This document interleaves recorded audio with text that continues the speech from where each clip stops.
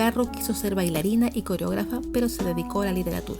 Fue dramaturga, novelista, cultivó la poesía y trabajó como periodista. Muy joven contrajo matrimonio con Octavio Paz y a partir de entonces su nombre se verá asociado con el del ideólogo y caudillo cultural de México, opacando así su propia obra. Elena Garro fue una escritora de vida controvertida, irreverente y siempre en disputa con el poder, sobre todo cuando se trataba de defender a indígenas y campesinos. La culta, bella y cautivadora mujer no dudó en posicionarse y reivindicar las marchas rurales frente al grupo de intelectuales de izquierda de su país. Y en 1968, tras la matanza de estudiantes en la plaza de Tlatelolco, a manos de grupos paramilitares y del ejército, debió huir de México. Se la acusó de estar detrás del movimiento estudiantil y fue hostigada por el gobierno. En tanto, para los intelectuales mexicanos era una delatora que dio a los servicios secretos nombres de personas involucradas. Lo cierto es que, aunque su participación en dicho movimiento fue marginal, lo confuso de esta situación la llevó a vivir un largo exilio en Estados Unidos, España y Francia, y a ser relegada del panorama literario de México, siendo reivindicada solo a partir de la década de los 90 cuando retorna a su país. Escribe frenéticamente casi hasta el final de su vida obras importantes, vive en la precariedad rodeada de sus gatos y muere de cáncer de pulmón el año 1998. Y me refiero a esta parte de su vida casi novelesca, porque para los estudiosos de su obra resulta casi inseparable y hasta se ha dicho que ella misma creó su personaje. Algunos la odian y otros la adoran, y quizás eso dificulta que se lean y valoren sus obras por lo que son, textos literarios de indudable calidad.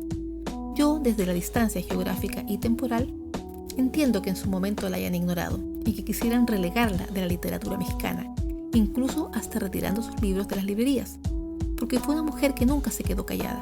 Siempre dijo lo que pensaba, no halagó al poder, era hermosa y talentosísima, y eso, en nuestra un tanto misógina América Latina, no suele perdonarse. De su vasta e interesante obra, aquí voy a referirme solo a una pequeña parte de la producción narrativa, la novela Los recuerdos del porvenir y los libros de cuentos La semana de colores y Andamos huyendo Lola. Elena Garro suele presentarnos en su obra mundos oníricos y fantásticos, la condición femenina, a personajes marginados, reflexiones acerca de la historia de México, así como la situación de indígenas y campesinos. A Garro se le atribuye haber sido la creadora del realismo mágico, pero ella lo consideraba una etiqueta mercantilista que le molestaba, pues decía que el realismo mágico era la esencia de la cosmovisión indígena, por lo tanto no había nada nuevo bajo el sol.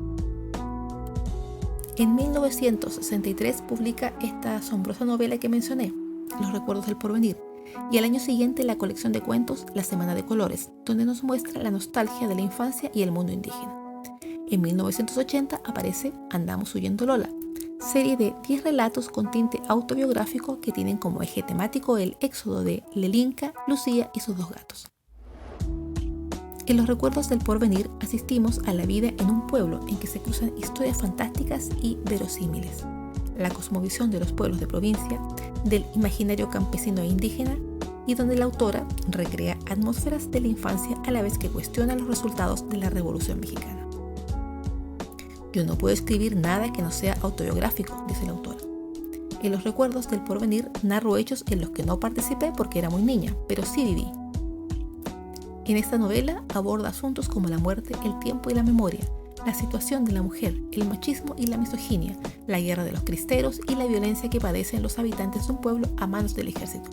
Todo desde el punto de vista de Ixtepec, la voz narrativa. La Semana de Colores está compuesto por una serie de relatos que inicia con La culpa es de los tlaxcaltecas, considerado por muchos como el mejor cuento escrito por Garro.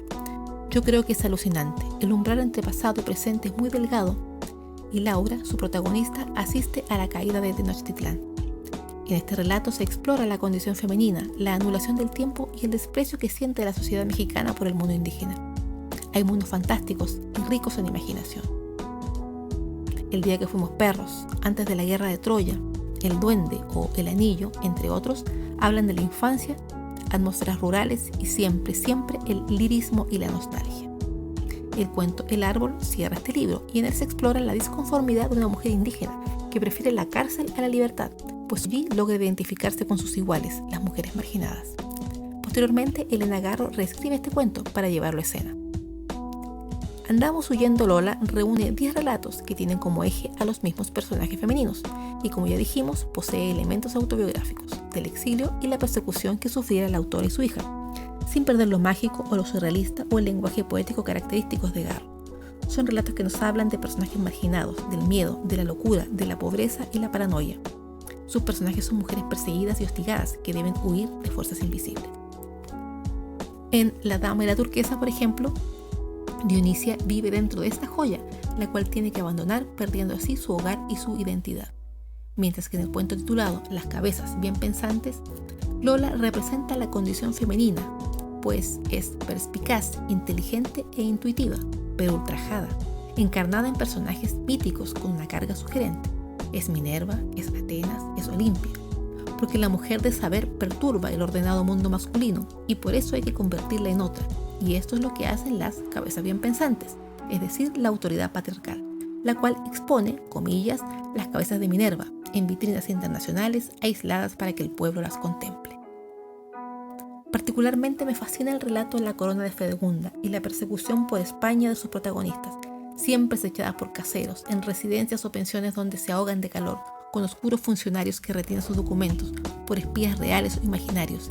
Y a pesar de la pesadilla, el hambre y lo surreal, no deja de ser un relato tan maravilloso y poético como las joyas que porta uno de sus personajes. El cuento que da nombre al libro, Andamos huyendo Lola, ubica a las perseguidas en Nueva York, en un departamento casi vacío, donde la calefacción no funciona, deben pasar hambre y convivir con personajes extraños y peligrosos. Es un mundo de la marginalidad, como ya dijimos, del miedo y de la paranoia ante peligros que nunca tienen concreción real. Quienes estudian a Helena Garro la consideran parte del grupo de escritoras que elaboran una obra que cuestiona el discurso masculino dominante, entre ellos el de Octavio Paz, pero desde un sitio privilegiado, obviamente. Sin embargo, para otros, su lectura plantea un problema y es que no se lograría deslindar si se trata de una escritura que desafía a la autoridad patriarcal o si es conservadora. Otro esquema de lectura, habitualmente aplicado a Garro, corresponde a la poética del silencio, que algunos han señalado como propia de la literatura femenina. ¿Cómo representar este silencio impuesto por el patriarcado y a la vez denunciarlo dentro del lenguaje?